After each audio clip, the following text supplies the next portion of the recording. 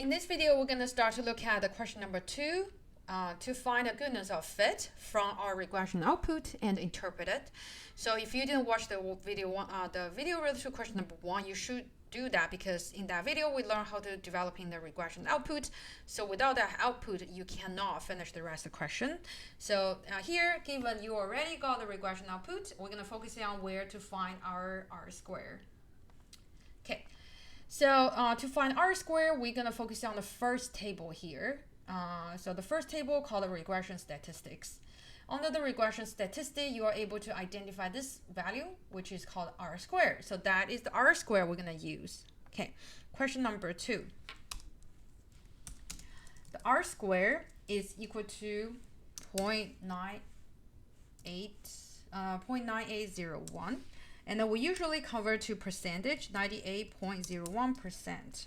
Okay, how can you interpret it? Remember in the class we talked about R-square is equal to SSE divided by SST. So basically this is R-square we try to calculating, you try to explaining what percentage of the variation in the Y variable are able to explaining by this X variable, right? So the main goal for the regression is try to understand that each Y observation are different.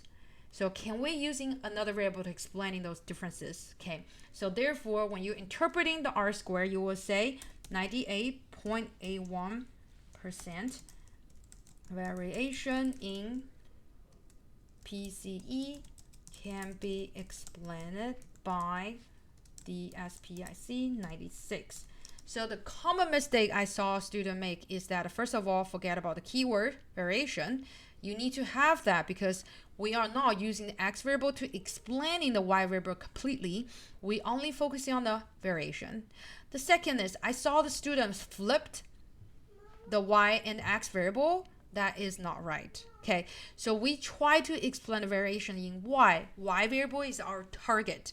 So therefore it's a variation in PCE that can be explained by the X variable. Okay, so this is how you interpreting question number 2.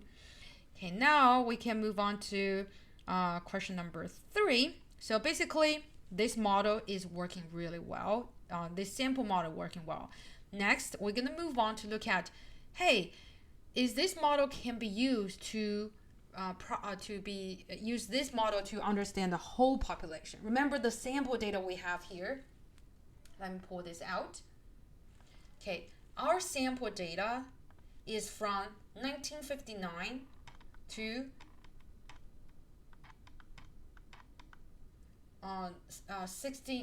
2016 September. It's monthly data, right? Are we able to say within this time frame every day we are able to use this model to do the forecasting between this time frame? In order to answer that question, that is what we're going to do is we're going to do a significant test. So in terms of significant test, we can use the hypothesis approach, either using the p-value or use the critical value, or we can use the confidence interval for the slope. So therefore in this video, I'm going to focus on 3, 4, and 6. Okay, 3, 4, and 6. So these are 3 different approach. You can do the hypothesis testing to determine if we are able to find significant relationship between that X variable and the Y variable. Okay, so let me go back here. So for question number 3 and the 4, we both need to set up the 4 steps. Okay, the step number 1. What is my null hypothesis? So the null hypothesis is HO. So this is related to what we just learned in the hypothesis testing chapter. Okay, very similar. So for the test we're going through here is considered two-tailed test because we don't really have the preference on the betas. So we just want to understand if the DSPIC has a significant impact on the PCE. We don't care whether this is positive or negative. We just want to see if this relationship is significant. Of course, as we already see, it's a positive relationship. But when we do the test, sometimes we don't really care that much about the direction. So therefore, we are using two-tailed t-test. So my HO is beta 1 equal to 0. And H alternative will be beta 1 not equal to equal to 0. Okay, so that is the step number 1. You need to be very clear about what you are testing. In the lecture, I emphasize that we are testing betas. We are not testing B's, because the B's, as you can see, the B in the question here, B is for the sample model. We already directly estimated using the sample data. What we try to testing is about my population data. Therefore, you have to stick with the betas instead of using B's. Okay. Sometimes students have a hard time to type beta, so you can type the beta, beta, or you can use a capital B so that you can show me you understand that you are not testing the sample model. If you fail to do so, you will lose point. Okay. After we settle the step number 1, and we can go into step number 2. So the p-value. Okay, so the question number 3 is asking use the p-value approach. So where is my p-value? So let me go back to the regression output here. Where is the p-value? So for the p-value, you can use the p-value under the significance f here. Or you can use the p-value under the, again, slope here. So you cannot use the p-value under the intercept. That's not the case. So for the simple linear regression model, the significant f here is equivalent to the p-value for your slope. So they are the same p-value. Don't worry about it. So you can use the here or the value here. So make sure you know which p-value you're using. However, when you go into QBA 3000, we're going to emphasize the significant f here are totally different from the p-value you're going to see for your x variable. But here, since for the simple linear regression model, you can use significant f's p-value or the p-value for your slope. Okay. Now, since here we see it's a 0.0, we type it. And the step number 3, the rejection rule, right? We will reject HO if p-value is smaller than alpha. Now, what is the value for alpha here? Okay, if you read the question, the alpha value is 0.05. Okay, the alpha value is 0.05. So therefore, alpha here, you can replace the alpha by 0.05. Okay, after you do that, step number 2. Step number 4. So your decision, since it's 0.00, it's definitely smaller than 0.05. So you will reject HO. Okay, in the lecture, I emphasize when you reject HO, that is the moment of the throw. Means the beta is not equal to 0. That also means the DSPIC and the PCE. So this coefficient that connecting these two variables actually is non-zero.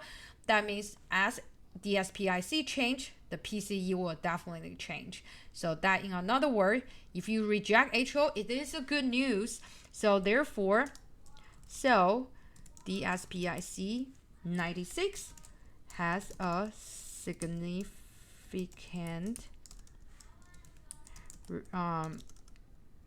relationship with PCE. Okay, so this is not surprising. The model I'm showing you here is built upon a very solid economic theory.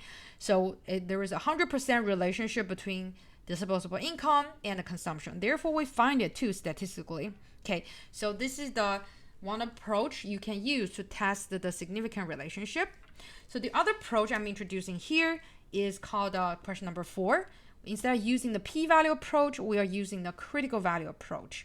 And here we need to learn how to calculate that critical value.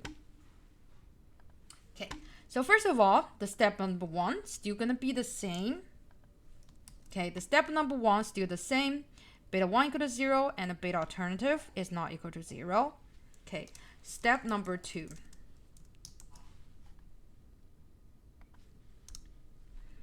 Okay, step number 2, we are gonna calculating the where we find the statistics. Do we really need to calculate it? So step number 2 here is the t-stat. So in the last before the linear before our third exam, so we already learned hypothesis testing. In there, we learn how to calculate t-stats, but here we are able to actually get t-stat directly from the Excel output. So basically, that is the t-stats here. Okay, the t-stat here, let me highlight in here. So the t-stat here will be your t-stat you're gonna type in here, 184.5231. Okay, so that is the t-stats. some students are going to ask, hey, how this t-stats coming from? So actually, it's pretty straightforward. It's actually the coefficient you can see here. Okay, coefficient you see here divided by the standard error. That is how you get a t-stat. Let me show it to you. Equal to the coefficient divided by the standard error. So that is how you get that t-stats. But the reason I want to call this out is because the coefficient is the denominator and divided by the standard error divided by square root of n, or standard deviation divided by square root of n. So therefore, these two information is numerator and denominator you need for t-stats. So instead of do the calculation, since the Excel does give us the t-stat, you can just directly using that. Otherwise, what you can do is use the slope coefficient divided by standard error in the third table. Okay, so you also can get that by manually to do the calculation. Okay, step number 3, critical value. So if you recall in our last hypothesis class, we learned for the two-tailed test, the Excel formula we're using is equal to two-tailed, right? So it is the t dot inv dot 2t. So sorry, 2t. So again, it's a two-tailed test. So the probability here, the first probability is the alpha. So given the question, we already seen the alpha is 0.05. So therefore, it's pretty straightforward here. So the first entry will be 0.05. And the degree freedom, remember, is the observation minus 1, the sample size minus 1. So here, the way we structure this critical value are exactly the same. So this gives us the right tail boundary. So the right tail critical value. So the left tail critical value is the negative value of this one, right? So it's a negative 1.963. So the rejection rule, right? So the critical value, right tail is equal to 1.9634, and the critical value left is negative 1.9634. Again, so this is related to the hypothesis testing. And then after we know that, the rejection rule here is reject HO if t-stats larger than 1.9634 or t-stats you calculated smaller than negative 1.9634. Okay, so now step number 4.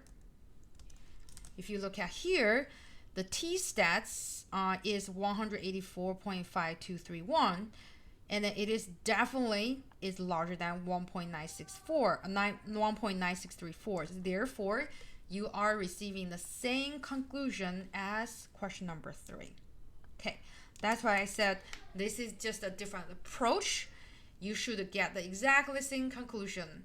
If not, somewhere has a mistakes. Okay, so this is one using the p-value approach, using the critical value approach. Now let's look at using the confidence interval approach, which is question number 6. So we need to identify the 95% confidence interval for slope. And from there, we want to understand if our relationship is significant or not. So to answer that question, we need to come back to here again. So in part B, so we're going to look at question number 6 first. So where is our confidence interval? So confidence interval is of the slope is coming from this lower and upper 95%, this two column, and the bottom here, I'm calling out here, that is corresponding to the slope. So that confidence interval for the slope has to be related to the row that is related to the slope. So therefore, please do not use in the wrong rows information. It has to be the second row here, and under the lower 95% and upper 95%. So therefore, the confidence interval of the slope is between 1.1867 and 1.2122. Okay, so this is my confidence interval. How does this help us understand the relationship between DISPIC 96 and also our y variable PCE? The key here is to look at if 0 is included into this interval or not. So apparently it is not. So basically that means this we have 95% confidence to believe the slope is not equal to 0 because 0 is not included. In another way, we are rejecting HO to accepting H alternative. Okay, so therefore, since 0 is not included in the interval, then we get the same result. And then DSPIC 96 has a significant relationship with the PCE. Okay, so this is question number 6. So like I said, 3, 4, and 6 are 3 different approaches. You are able to do the hypothesis testing to see if X variable will have a significant relationship with the Y variable. Okay, so this is the 3, 4, and 6.